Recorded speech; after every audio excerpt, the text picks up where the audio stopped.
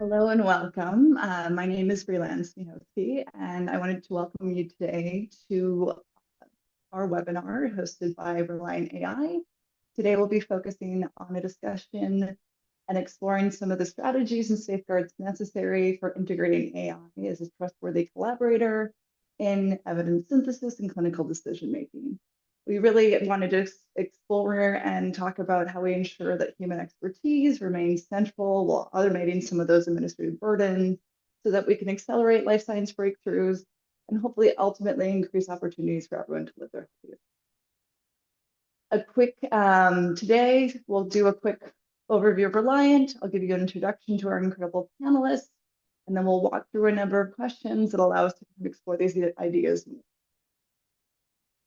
So a little bit about Reliant. Our vision here is not just to organize knowledge, but to change what humanity can achieve. We believe when the full potential of human ingenuity and collaboration is unlocked, breakthroughs arrive faster, complex problems become tractable, and progress accelerates across every field. We build the infrastructure necessary to make this possible, and our current focus is seamlessly interconnecting, surfacing, and analyzing knowledge in life sciences, or fragmented knowledge, slow innovation, and cost patience. Our mission today is to accelerate the path from drug discovery to market, reducing costs and timelines. A little bit about me. I am a strategic engagement manager here at Reliant AI. I'm an epidemiologist by training. I lecture at USC, and I've had about 14 plus years experience working across life sciences and biopharma strategy. Today, I am joined by two incredible panelists. First, I've got Dr. and Professor Ariel Dora Stern. Dr. Stern is the Alexander von Humboldt Professor for Digital Health, Economics and Policy at the Hasso-Plattner Institute, and is also an adjunct professor at the Windrich Department of Artificial Intelligence and Human Health at the Icahn School of Medicine at Mount Sinai. Before her time at HPI, she was at faculty at Harvard Business School for a decade. Her research focuses on the innovation and technology management in healthcare. Also today, we have Dr. Ralph Cullen. He is the Chief Medical Officer for Fresenius Group. He took over that role last year. Prior to that, he was the medical director for Helios for over 14 years. He has also been a professor of anesthesiology and intensive care at RWTH, Icahn University, and has held several clinical leadership positions as a specialist in anesthesiology and intensive care medicine. So thank you both for joining us today. We really are grateful for you to share some of your knowledge and experience and spend some of your Monday with me. Before we jump in, I wanted to align on a couple of key terms that we'll be using during this discussion that may be a bit novel or maybe new to you or you're not clear what they mean. So some of the terms we'll use today is agentic. So when we think of agentic, it's the capacity to act independently and autonomously to achieve a goal. When we talk about the instance of AI, this is an autonomous AI system that can make their own decisions and take actions to achieve a goal with minimal human insight. We're going to be talking about a concept or a model called human in the loop. This is looking at AI as a powerful collaborator, not just a replacement, but requiring human oversight, validation, and is using the human as the final decision maker. We're going to use terms like evidence synthesis. So if you think of that in evidence-based medicine or evidence decision making, it really is the step after we've generated it. How do we aggregate it together? How do we pull insights and analyze it before we disseminate it and use it for decision making? So this could include things like systematic and rapid literature reviews, gap analyses, risk of bias assessments, or meta-analyses. And then clinical decision making, when we're talking about this is really that process of gathering, analyzing, and interpreting patient information and research to inform healthcare decisions. Before we jump into your questions, Ariel or Ralph, would you like to add anything on some of those definitions or anything on your background you would like to share before we start? Okay, wonderful. Just to start, so one of the concepts we're going to be talking about today and one of the approaches that is very advocated for in the health and life sciences space is really this concept of human in the loop. Ariel, for you in the work that you're doing in the context of evidence synthesis, and diagnostics and in clinical decision making, what does this mean for you? what do you see this in the field? Yeah, thank you. And thank you for having me. So I didn't have anything to add to the definitions, but just to kind of frame the conversation, I'll say maybe one more thing. We have an article that feels like ages ago now, was published in 2019 in the New England Journal of Medicine Catalyst, called How AI is Transforming Healthcare Delivery. And it was basically laying out what are the categories of stuff we can do with AI in healthcare delivery. Um, and this was a point in time where, of course, OpenAI as a company already existed, but ChatGPT had not yet been even, demoed to Bill Gates, much less released to the public, and so people weren't thinking about generative AI. Nevertheless, the categories that we outlined at the time continue to have held up well over time. And so this observation back 6 years ago was, look, if you're talking about AI, in healthcare delivery, there are really like only three big things that you can do. You can use AI tools to help you with administrative tasks.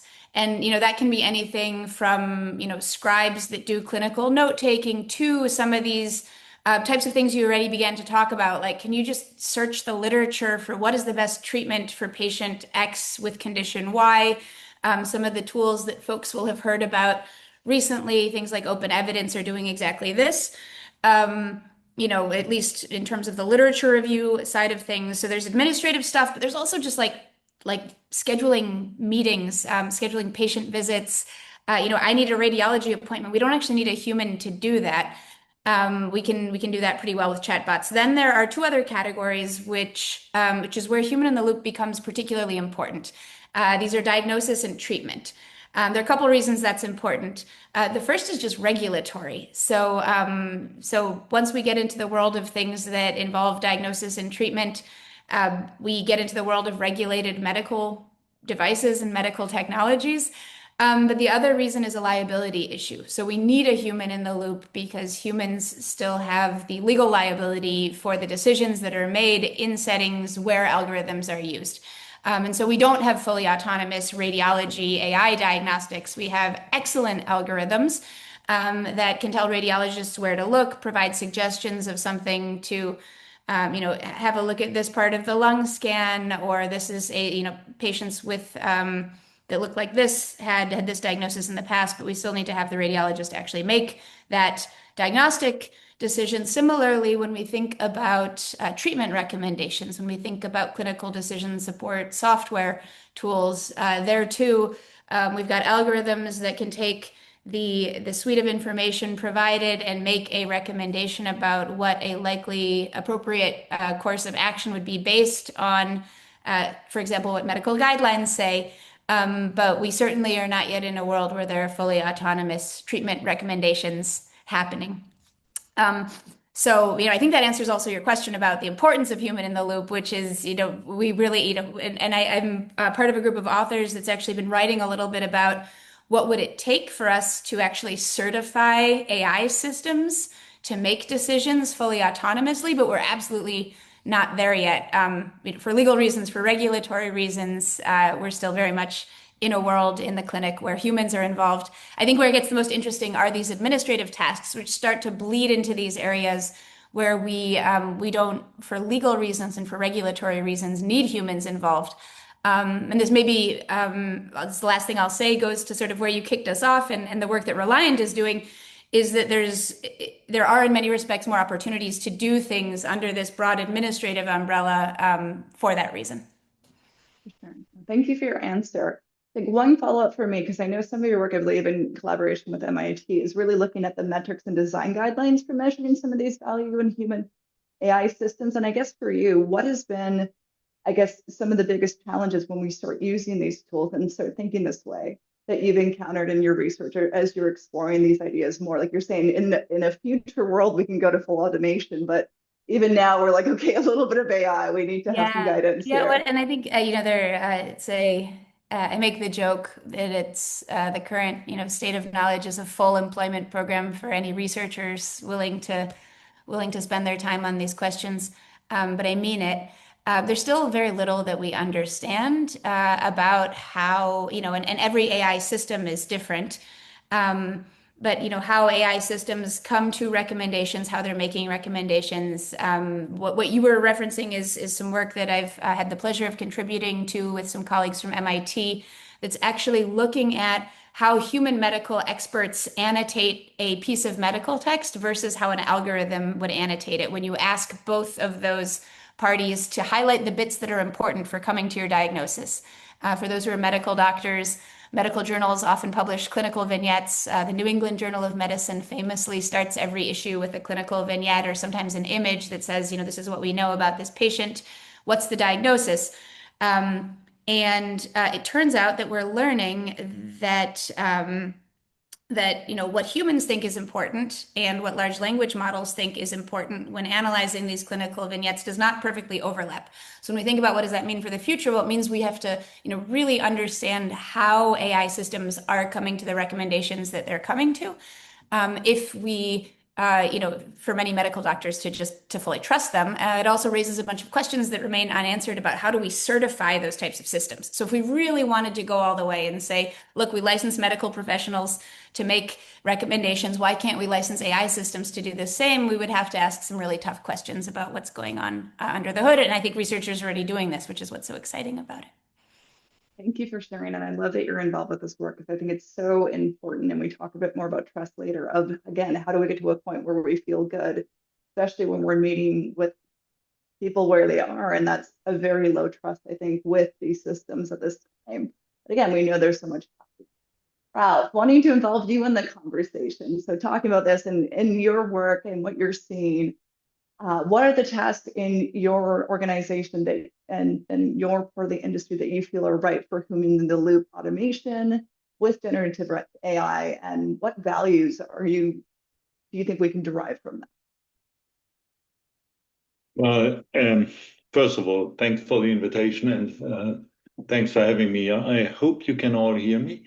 Good. So as Ariel put it, the application are numerous, and in categories, I would like to comment a little bit on administration and evidence generation, decision making, and combining these tasks, because I think that might be an interesting perspective for the future. Let's take an example. Ambient listening, Ariel already mentioned it. That might be viewed as a pure administration task. So ambient listening is you have a cell phone, whatever, lying on the table, an ambient listening device. You can have your conversation between the doctor and the patient, and everything is being documented. And that's perfect. And in itself, it generates value, because then the communication of the human to human, doctor to patient interaction becomes what it actually was thought to be. Maybe as a side aspect, for AI is only technology, it might be helping us to enable again the human to human interaction. However, there might be more in it. If you look into what Scribe's able to do, then it documents, it might code, but based on this, it creates a certain aspect of those vignette cases Ariel was talking about, but now in real. It has certain aspects of what are the signs and symptoms the patient's talking about, the doctor is talking about, what are they taking serious, and so on and so forth. And based on this, it can be analyzed to generate more insights into what might be the diagnosis, what might be a meaningful next step, what might be something which is then leading to a therapy recommendation. This is, I would say, graded. So start with a documentation approach and then go into something which is helping you to go for the next step, and then promote this into something which is really helping you to do clinical decision support, in the sense that you, the doctor, stay the legal person with all the liability, all the responsibility, and all the trust issues coming along with it. But your decision is being based on something which is taking a real advantage of all that knowledge being out there. And embedding this into proprietary database. So think about something where only medical guidelines, which are approved by all the medical societies, is taken as the source of the knowledge. And drill it further down, for example, for our hospital groups, into something where we, out of those guidelines, did standard operating procedures for a certain condition.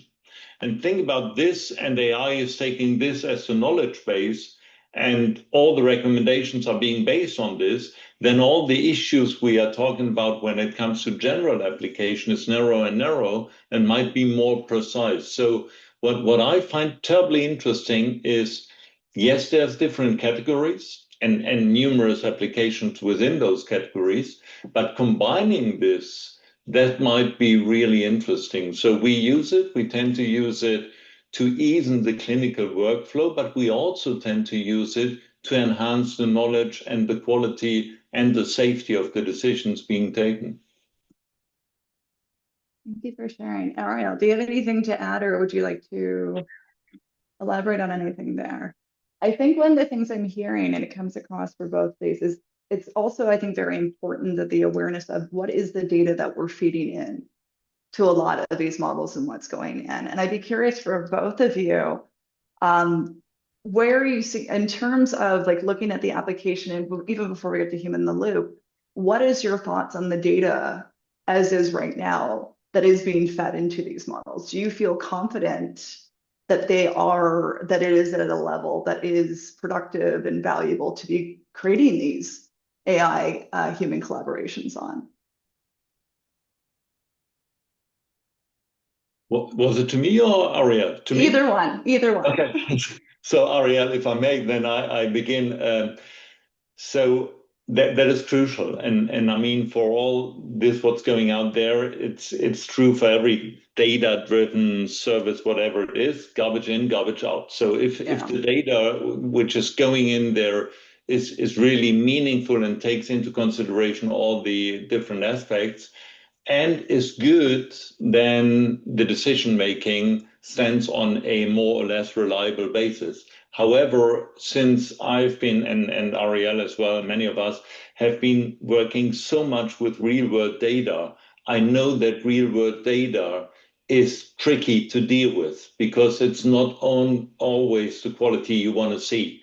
There is redundancy, there is implausibilities, there is something which cannot be, and you somehow have to deal with it. So what I would say is that the better you control for the data going in there, and then the better you do a proper training and later on validation set of those data, and then with a cautious extrapolation to what that would mean to a more general population, I would say it's safe enough. By the way, we do the same cascade for the human intelligence. I mean, we learn something, we read guidelines, we analyze data, we see laboratory results, medical images, whatever it is, and then we come to conclusions. So it's a little bit similar, and that can be good, that can be not so good.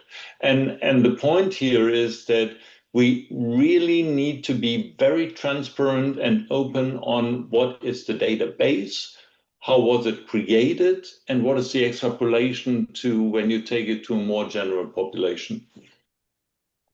Yeah, I can only echo that. I mean, I think sort of what are the data that we're using to train algorithms? How were these data sets created?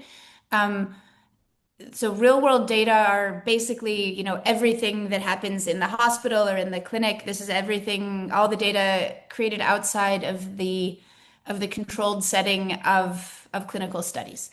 And the data that are used to train so many of our algorithms were not created with the intention of training algorithms in mind. And that sounds very obvious, but we often forget it. So when we're training clinical decision support algorithms, we often use data from electronic health records. That makes sense because, so I'm, split my time between Germany and the US and the United States. Most hospitals have been fully digitized at this point. The High-Tech Act, which was part of Barack Obama's economic recovery package, passed in February of 2009, created about $33 billion worth of incentives for hospital digitalization projects in the United States. The German equivalent was about 11 years later. So many countries in Europe, unfortunately, are a bit further behind. But in any case, when you look at hospital electronic health records, those data are not created for the purpose of training algorithms. And that is meaningfully different in healthcare. Other data sets out in the real world actually are created with the intention of training algorithms. The sort of one of the most famous examples of this is, ImageNet, which was explicitly created for doing image recognition of digital images. In healthcare, we use our electronic health record systems, which are actually mechanisms for hospitals to create the right documentation required for billing, to then go out and train diagnostic algorithms. So there's this fit for purpose bit that often is a mismatch in healthcare. And it's just worth acknowledging, and it's worth asking exactly those questions that Ralph said, which is sort of, what is the provenance? Where did this data set come from? Why do we have it? And then asking very important questions about data quality, garbage in, garbage out, but also data quantity. Having a small amount of very high quality data is also not that helpful in healthcare. And so, we need to think quite meaningfully about the origin of the data, the quality and also the quantity of the data. And then also as a research community, and I put myself and all of my colleagues here center stage, the burden is on us as a community of researchers, and in particular those developing algorithms, to really define what does good look like. How much missing data is not okay? How do we think about actually asking hard questions about the representativeness of our data sets? If we have data from a collection of hospitals and the patient demographics look really different than the set of patients we expect to diagnose in the real world, how do we talk about that? How do we think about that? There are already tools from applied statistics and data science where we can reweight populations to be more reflective of underlying groups of individuals we would plan to treat or diagnose later. But we have to sort of ask these questions, think about, what types of comparator groups we may have in mind, and all of these things. Are we doing imputation? Should we be doing imputation? Are we allowed to do imputation, or will we introduce more problems? So these are all challenges that get layered on top of the exactly right questions that Ralph shared. Yeah, and I'm curious, either from you, Ariel, or Ralph, with that is, whose responsibility is it to help create these standards? Because I think that's one of the biggest challenges, is that, like you said, the goal is you have robust longitudinal data that you can build these beautiful, robust models on. But ultimately, we know that already we have lots of data. A lot of it is not of the quality necessary. So how do we, as an industry, as academia, as research, what is necessary to create those standards? And where does that need to come from?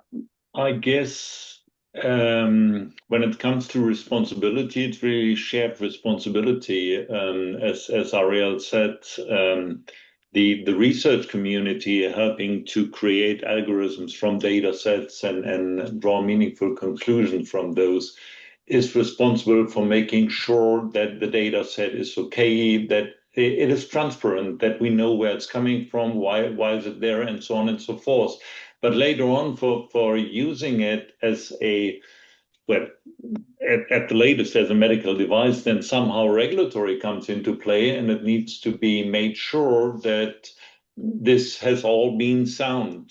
The training has been sound, the validation has been sound, the application to a patient population is sound. What I'm always thinking about, being in academic medicine, scientific medicine for so many years, when you do a study, you normally compare A versus B, or A versus a golden standard or so, and then you do have a population where all this is valid for, and you have a subset of the population where you do your study. And all this is predefined. And if you look into this, we are quite not there when it comes to how do we implement AI, which does not need 3.5 years to actually perform the study before you have the first result, which goes way faster. And that's the reason why I think it's a shared responsibility. We have to sit together. We have to be very transparent and clear on what are we doing there, what is the purpose, and how can it be validated and then later on applied, and how can all that be regulated? And by the way, Ariel mentioned that Europe, especially Germany, might be a little bit behind. On the other hand, it is so easy to say that, okay, there is no regulation in place, so we can't do it. Thinking about the data privacy aspects and all the regulatory aspects, I think does make sense. If you would take this as an excuse for being terribly slow and tremendous amounts of delay due to paperwork and bureaucracy, that is another story. But seriously thinking about what are we doing there with the data and seriously trying to find a framework is a shared responsibility for all of us. And then at the very end, it is a doctor-patient interaction when it comes to healthcare provision or a medical team-patient interaction. And then all the issues are coming up, which are valid anyway, no matter where the knowledge is coming from. So I see this then as a common endpoint, if you want to, which has its own rules. And imagine yourself when you are sitting in front of a doctor, what would you like to have? It is correct information. It is probably transparent information, and it's a level of trust where you say, okay, I believe the whole story, and somehow I can live with it. And I guess all this comes into play when we are talking about responsibility for the generation of AI-driven solutions. Oh, I think we can't hear you. I hit mute. Good. Thank you. Do you want to add something, Ariel? Maybe only briefly. So that's absolutely right. It's a shared responsibility. Couldn't agree more. I think there are many settings in which we will see very quickly sort of where the buck stops. And what I mean by that is at some point, as Ralph said, we need to see the value. So for a hospital, for example, they're only going if the whoever is in charge of procurement for that department or that hospital looks at a tool and says and has the ability to say, will this tool not only come to good decisions, but will it come to the right decisions for the people who are sitting in my hospital, for the patient population I have? When we have informed buyers and users, then that creates a cascade of the right types of incentives. So then the startups, whether they're regulated or not, who are building those algorithms, then suddenly say, oh boy, well, I want to build the algorithm that I can actually sell to the hospital procurement person that I'm working with, whether it's the department head or the CFO or whomever. And so there are settings in which incentive alignment for innovation will work with and without regulation, but there are certainly there's a role for thoughtful regulation. There have been many very smart people who've thought about what is transparency, what does the right amount of transparency look like.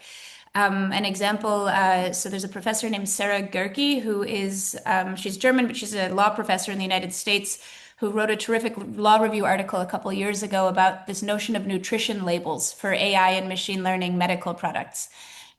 So you should, just like I want to, know what's in the packet of crackers on my desk, I also want to know, and I want to know that there's no cyanide in these crackers or whatever it is. I want to, I want to know what is the content of the algorithms that I'm using. So what data have they been trained on, et cetera, sensitivity, specificity. And so there are ways that we can work towards transparency and set good examples. But I just come back to what Ralph said, which is there's a real shared responsibility for everybody to ask the right questions. And there are a bunch of settings where the business incentives will make it easier because people want to buy good products that work for them. And by the way, Ariel, if I might follow up with one sentence, I think it's good that certain topics are coming up with all this discussion on AI, data-driven digital. Think, for example, about the intra or inter-observer variability in medicine, which means that you look at the same radiology image and two or three doctors come to different conclusions, or even you being a single doctor, look at the same radiology image on different days might come to different conclusions. Would you ever think that as a patient? No, probably you would not, and you definitely would not expect this. Now with AI, the discussion is coming up, and it's good that the discussion is coming up because many of the topics are valid for AI digital, but also valid for the human brain. And that is something where we need to learn that all this uncertainty bound together in a more or less reliable system becomes really a topic for all of us to deal with, including not only the healthcare professionals, researchers, regulatory people, but at the end, also the patients, because for them, it's also a different experience than simply talking to the doctor. No, thank you for sharing. I think, again, the incentives part, I think, is really important too, is how do we get people to want to do these things right, thoughtful, especially when we're dealing with a world where a lot of tech is move things, break things, move fast. Whereas we come from a world that's do no harm. We want to be thoughtful. Again, the decisions we're making impact people's lives. So I think it is definitely a hard one to navigate and try to see. I would be curious, we've talked this, it's what sounds like some of the challenges, but let's maybe expand a bit more. Arlo, maybe I'll ask you this, is what are some of the key challenges beyond kind of the data, some of the incentives and all that we're seeing that you think need to be addressed for scalable adoption of a lot of these tools? Yeah, well, so the conflict of interest here is that I'm a professor and I teach continuing education. I also teach executive education to medical doctors. But I think that I know for a fact that we're in this very interesting transition phase where a bunch of people who would be excellent humans in the loop are not totally digitally fluent, and maybe not even comfortable with some of the types of tools we're trying to introduce. If you look at Europe, in most countries, over a third of doctors are over the age of 55. So that means that they did most of their medical training before we even had smartphones. And so in that respect, it's a bit naive of us as researchers, as a medical community, just to say, look, we've got amazing tech. Why isn't everyone just using it? We need to really bring people along for the ride. You spoke earlier about meeting people where they are. We also have to meet the clinicians where they are, and that includes doctors, that includes nursing staff. We need to figure out sort of what is it that we need to communicate to folks to get them comfortable with the technologies we have. What do they understand? What don't they understand? Most people practicing medicine are very busy practicing medicine. They don't have time to sit down and understand how does clinical informatics work? How do the IT systems of my hospital work? And how are data sets organized? What are machine learning algorithms, and how does that relate to this new diagnostic tool that the radiology department told me that they have? And so, a big aspect of this is just, back to people. We need to communicate well with people. We need to explain well how the tools that we're creating work. We need to then show the value of those tools for the work that people are doing. I mean, we know, you mentioned I spent 10 years as a business school professor. We know from swaths of evidence in management and business economics that we see innovation and commercialization when there are, first of all, limited barriers to entry in whether it's regulation or the business model itself. But then we only see adoption actually being successful when the tools that we create can fit into, enhance, or somehow improve upon existing workflows. And so if people can't make those connections, if someone can't see the value of a tool for themselves, and they certainly, they don't understand how it works, they're certainly not going to just go ahead and adopt it. It would be naive of us to think otherwise. Thank you for sharing. And I'm curious, Ralph, in terms of application, as somebody who's working within these larger hospital systems and kind of across different challenges in our industry, where are you seeing there to be like quality beyond time gains of different applications of AI in your work right now? And I guess beyond that, do you think there is a component of that has gone with it? There is an ability to meet people where they are or get them engaged with that. And maybe that's the reason they have been successful. So I'm just curious where you're seeing this in your work right now. Maybe if I may comment on the issue of keeping the human in the loop and then to the quality and safety perspective. I guess we probably should remember I studied medicine like 35 years ago or so. So if my basic teaching was that you have to understand the mechanism, and then you are able to apply whatever the mechanism is to further diagnostics and treatments. That is profoundly challenged by the way we are talking about AI. Because I don't think, at least nobody that I'm aware of, is able to explain the mechanism in a way that I can understand it. So that is really profoundly different. So a lack of trust due to that tradition of we learn that we need to know the mechanism in order to be able to use it is something we should really keep an eye on for the medical community, because they are taught like this. Their whole education was a little bit like this. Having said this, the other one is that if you do see your immediate benefit out of something, then your willingness to adopt to it is way higher than you struggle with seeing the benefit. And that brings me to the issue of quality and safety. We, for example, do have in our Spanish hospitals a really tremendous surveillance system, which is mainly machine learning driven for the surveillance of hospital-acquired infections. And that is then later on combined with Gen AI technology to do recommendations and to depict risks which are otherwise not so easily seeable. And what happens is that the people working with it are seeing the immediate benefit of, okay, now I can concentrate on the patients at risk. Now I have to go to five patients really having a risk for developing an infection, and I don't have to see 100 patients, out of which 95 don't have any risk of developing the infection, but take your time.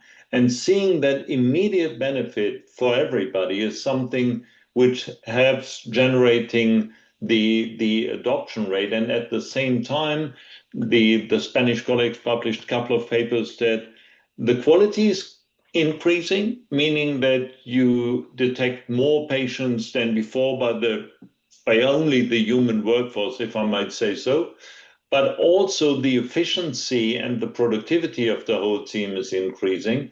And that then shows that all of it comes together. You have a perfect process, and this results into increased quality, a better safety, and at the same time, less people are working and being occupied with that issue.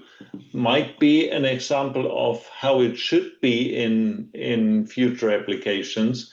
And then the adoption rate and keeping the people into the loop is way easier than if you have to convince somebody that there might be a benefit somewhere in it, but it's not so easy visible. So everybody can see it working with it immediately. Do you think now that you've been able to pilot like this specific use case around infection in your Spanish hospitals, do you think that that's enough now of a use case that you could bring to other hospital groups within your organization's network? And do you think that that is like a necessary step to get additional adoption? I'm sorry, I didn't get the middle part of your question. Oh, sorry. I'm sorry for this. It's okay. I was mostly just curious, now that you've shown that there's this proof of concept, how do you think it is possible to now take this and be able to use this on a broader level? Do you think it's now because you've had initial adoption, or what barriers do you still see there being expanding this maybe into German hospitals or other European hospitals beyond Spain? Yeah, the short answer is yes, definitely. And then it comes back to the chapter we discussed before, all the regulatory and what does it mean in how to integrate this into a system. But the easy answer is yes, it is transportable. Probably the database must be revised. There might be some differences, but I don't want to go into the details. But the prescription rate for antibiotics is different in Spain compared to Germany, and so on and so forth. So it might be necessary to revise the database. But by principle, yes, it is transformable, and then it is transportable from one country to the other. Regulatory framework and the adoption rate of the humans is then again an issue, but that is not different from any other, AI or data-driven algorithm. That is something we have to do every time. And to be honest, I do not even think that this is absolutely specific to algorithms we are talking about. That might be something. I have seen so many technologies which are making it into the hospital routine, but then a year later or so are fading away. And that there is a hype curve, and then so I'm not really sure whether or not this is really specific to only AI. That might be also a reflection of human attention curves. And at the end, I do think a profound and sustainable benefit is coming from the things where you really see the benefit. Any thoughts on that, Ariel? Couldn't agree more. I think this is, we work with partners in clinics on both sides of the Atlantic, and I think this is sort of the question, which is, is there some tangible measure of the benefit that's being created by using this tool? Yes or no? And that might be an AI tool, and it might not. It might just be, it might be some sort of very simple software solution that, at least by sort of a more traditional definition of AI, is not, a smart algorithm. It could be something quite simple, but just, does this make sense for us in the context that we're working in? Is this creating value? Is this making someone's life easier? Is this leading to better care in a way that's actually doable? Is the question everyone's going to be asking. For sure. And I think, Ralph, you bring up an interesting point of like that you see adoption at the beginning and then you see it kind of taper out at the end. How much do you think is that? I think it's a mix of like cultural and organizational shift is necessary. So new training, how do people assess? And how much do you think maybe that initial use and then turnout is more just that people are so bombarded by so many tools and solutions? Do you think some of what we're seeing in adoption or maybe paralysis around adoption is around just there's so many options? And it sounds like too, we're dealing with, like you said, Ariel, good portion of clinicians in Germany are over 55. Do you think part of the issue is that there's just not the education there, capacity? I'm curious from either of you, how do we kind of navigate just knowing that this adoption can be very difficult and not the norm in organizations and culture? Aria, go ahead.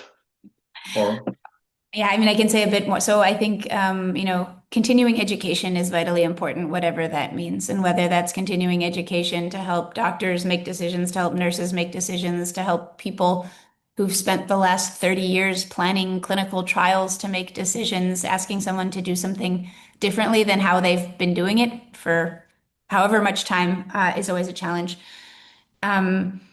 So, I think building tools that make it easy for people to use, and then giving people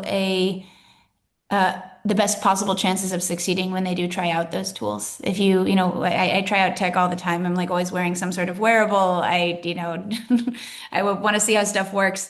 The things that are not easily usable for me, when I start using them, I give up immediately. And I say that as someone who's a technophile and someone who's inclined to like and want to give technology a chance. So I think that sort of speaks to the value of figuring out, what are people doing? What is the workflow? And then how can you just make that, 10x or 100x better, faster, more attractive? That could be in the clinic. It could be somewhere entirely differently. But coming up with a terrific solution that doesn't fit into the work that anyone's doing anywhere out there in the real world is a really tough sell, because before you can, sell $1 worth of product or one software license, you've got to convince an entire profession of people to do things differently than they're already doing them. Not a great strategy for startups. I think it, doesn't take an MBA from Harvard Business School to teach you that. So, I think we have to be thoughtful about building products that work, that fit into what people are doing anyhow, and giving potential users the best possible chances of success. That includes things like continuing education. That includes, continuing education can mean a bunch of things. It doesn't mean you have to sign up for for a 2-week-long seminar at Harvard Medical School. It might mean, well-crafted brochures or a terrific video to guide someone through something, or, a bit of customer success help. But we need to invest in those aspects that are important complements, often necessary complements to launching AI tools. And now it's on me to say I couldn't agree more. Maybe another aspect what I'm seeing is I do see that there is a certain tendency to judge technology by technology measures. So whether it is, like Ariel said, by the way, I do the same thing. And then in my private life, I either can use it or I cannot. And if I cannot use it, I don't bother myself with, I'm never reading something, how to use it or so. Either it works or it doesn't work. However, in medicine, I think there is a second layer, and the second layer is here we are talking about the healthcare provider community is taking care of patients, and all the responsibility, trust, and at the end also liability issues are coming into play there. So therefore, I think apart from technical and user-friendly technology and how to use it, is data on quality and safety. And I guess that is a pretty hard part because, look into different medications for a common condition like blood pressure or so. Then you have A versus B, but at the same time, there was C coming up and coming out of a pipeline. So you need to do another comparison in order to get the full picture. This is all taking years for AI algorithms reading CT scans or whatsoever. It is no longer taking years. It is something which is coming up virtually every second week or so.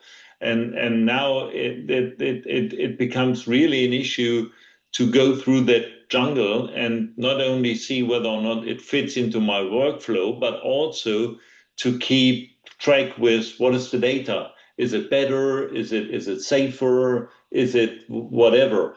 And I think this needs all to be settled down to come to a framework for how to assess it. It is all obvious, but it needs to be organized in a way to be more stringent and more timely. And the last point, and again, I couldn't agree more.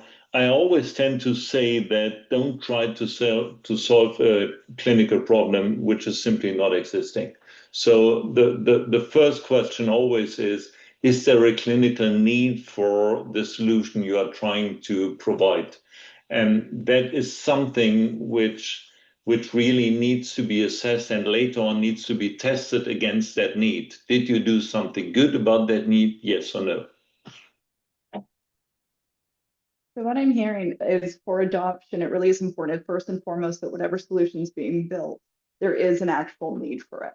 Because it sounds like it can be a great idea, but if it's not actually integrated in, another big one I think has come up as well is that data component. Does it have data that I trust? The ease of use seems to be a big part too. I'm wondering with that, where do you think trustworthiness comes in when somebody's adoptability comes in? And what do you think the biggest challenge is currently in what you're seeing the adoption in different technologies or the integration into clinical decision making or as you're doing research? I mean, I think the trustworthiness is table stakes. So, we're talking about it having talked about everything else, but I think the trustworthiness is I would describe trust as a necessary but not sufficient condition for adoption. I think before we actually get to all of these questions about how does this fit into my workflow and show me what value this is creating for my team after I've used this for a week, I think you're not even gonna press start on the demo until the trust question has been answered. And here too, I don't like to repeat myself, but this is where sort of bringing people along for the journey is so vitally important. If we've got a large share of clinical staff that did all of their training, really before the digital age, we've got to help folks understand what these tools are, how they work, and make sure that people understand they're not going to understand what's going on under the hood. That's the whole point. If you're building complex neural networks, humans are not going to understand what the algorithm is actually doing, but getting a sense for what are the data that were used to generate this algorithm? How accurate is it? What does accuracy and precision mean in the context of tools like this? Will this help patients like the patients that I treat? Will this fit into, will this fit into what I do? Having that fundamental level of trust is table stakes for even beginning to think about AI adoption.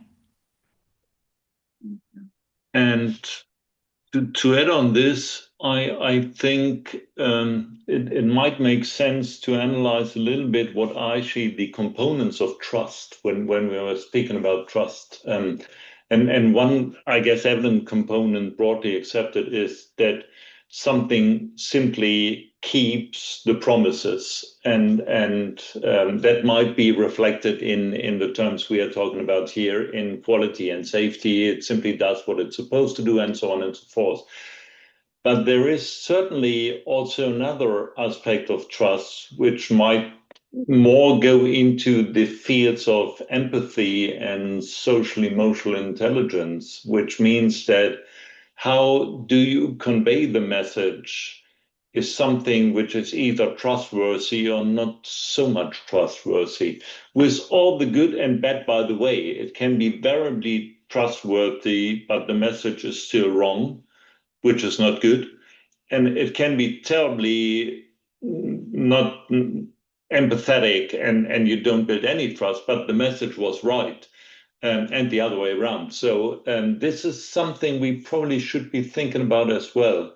And here I do find it interesting that, when you look at human beings, they are the way they are. They can play different roles a little bit, but basically that is part of their character. When you look into the at least potential of AI, then it could play that role of having different connotations for the respective reader or recipient of the message. And that might be something we need to explore further in the future, because the keep the promises you made, that is something you should probably in healthcare test in proper studies, okay? But then how do you deploy the message, and how do you convey it to the patient, to the people you are talking to? That might be something which is really important as well. And I have seen a couple of papers which are tremendously interesting, because, for example, in online questions on healthcare issues, the answers of a generative AI were comparable or maybe slightly better than the average doctor. However, the empathy scorings were as good, which is something what the human being before would have simply neglected and would have said, how can a machine be empathetic? And that is something we might need to explore into the future when it comes to trust building. That's a really interesting observation. No, I appreciate you sharing that about that research, that there is that empathy that goes with it. Because I think there is such a new world of chatbots, health, and how we're seeing it integrated in. So it's interesting to see that the research is there. Ralph, I really like the way you put it. Just what is necessary for that trust is really keeping the promises you make. And I think with that is for yourselves, kind of the last question, and we'll go to the audience here. As leaders in both academia and research and industry, how are you addressing, or how do you balance addressing these challenges within your organizations and in your external relationships? So knowing that this is all happening, where do you land right now? And I guess, what are you most excited about that you're seeing going on? And where are you still, beyond what we've talked about today, see red flags that you're hoping are addressed, or you are part of those conversations to make sure that they're addressed?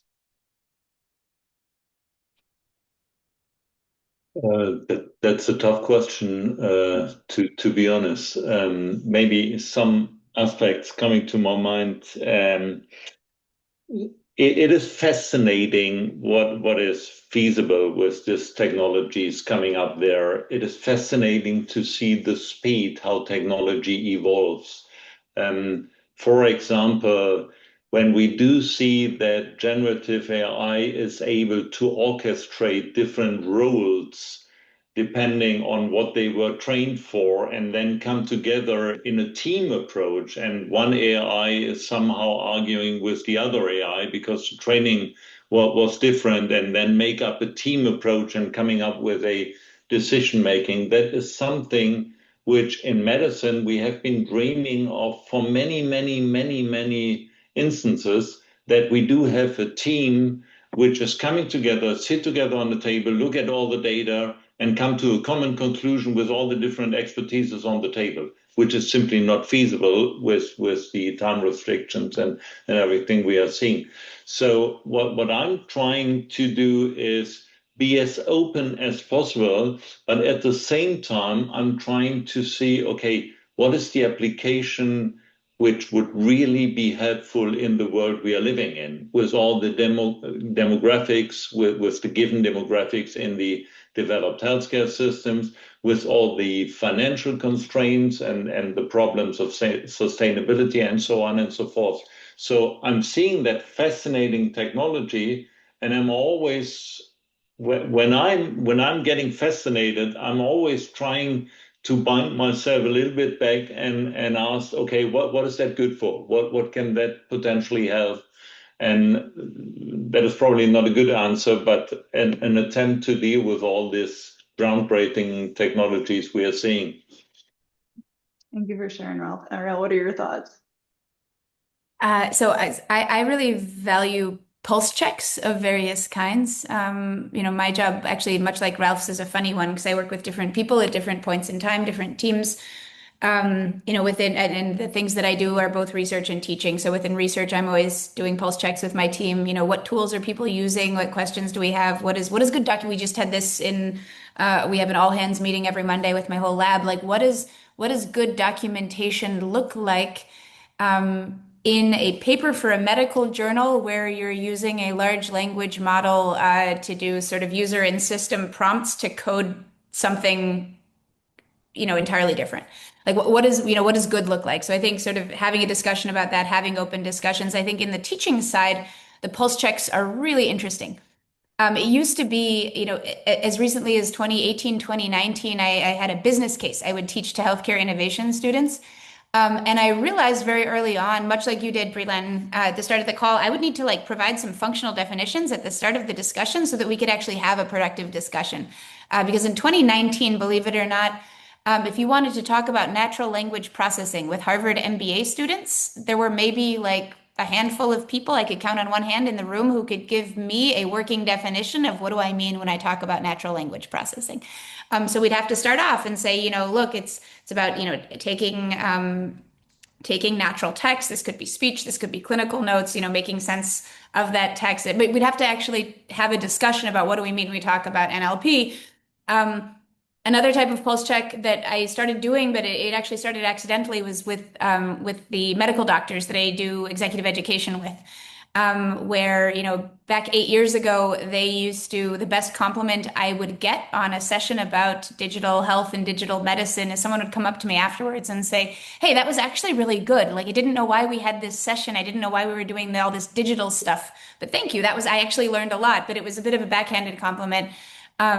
I realized at some point after COVID, when we went back to in-person teaching, that things really flipped, and people would come up to me and say, thank you for that session. I was really looking forward to having the opportunity to talk about X. And so I think doing these pulse checks, sort of, 8 years ago, it was too soon for doctors to want to talk about AI. The best reaction you could get from those conversations was one of pleasant surprise that you actually made it interesting.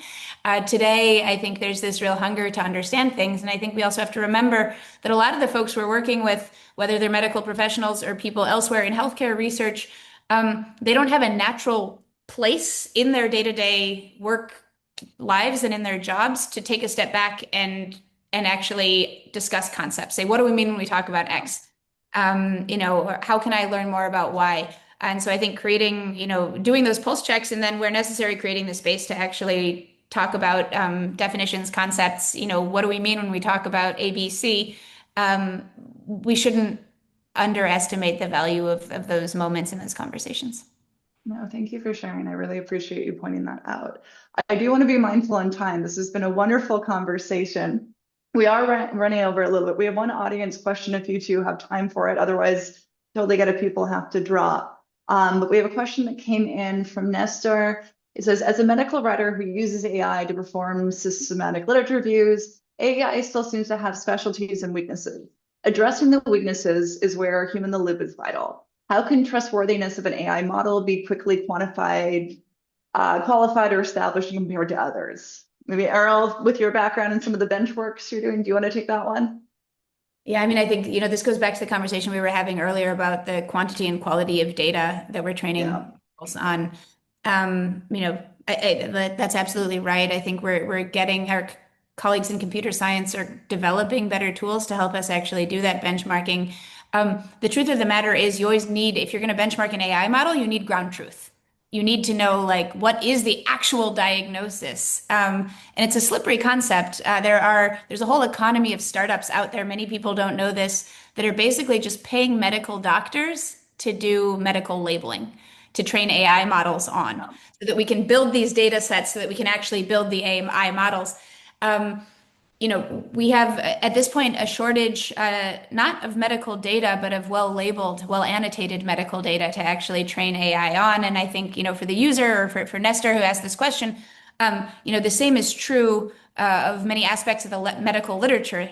Some of the medical literature, we can find a ton of information. We can even find something that sort of looks like ground truth, or at least consensus. Certainly, if we have medical guidelines available for something, which was mentioned earlier, that helps a lot to make a judgment about, was this a good decision, yes or no? We can have a separate conversation about how frequently medical guidelines need to be updated, but that at least gives us a benchmark. We don't always have those benchmarks in medicine. There's a whole economy around building more and better benchmarks, but we're still building this crazy world that we all get to interact with. I love that. Thank you, Ariel. Ralph, would you like to add anything? No, I completely get the point of the question and completely agree to the answer. Maybe one more aspect. I don't personally, I don't find it very easy to read medical studies with or without AI, depending on the study. So if you look into whether or not the methodology was right, statistics was right, and everything was correctly applied, then it becomes immediately a little bit tricky. And there is, as Ariel said, there is numerous papers on doing the criticism on this methodology, even without AI, and that is becoming now even more complex with AI. So I think that is something we need the help of people who are really doing science on that one, and find good parameters to describe the quality of those AI programs as well. For sure. Well, we will wrap it up there. Thank you again so much, Ralph and Ariel, for joining in today. I've really enjoyed our conversation. I can only imagine what is going to happen in our field in the next year if we were to have this conversation, even in 6 to 8 months. Just, I think for me, it's how fast it's evolving. So thank you so much for your insights and your knowledge. And thank you everyone who attended today. As we mentioned, there will be a recording that we'll send out afterwards. But thank you very much, and have a great rest of your Monday.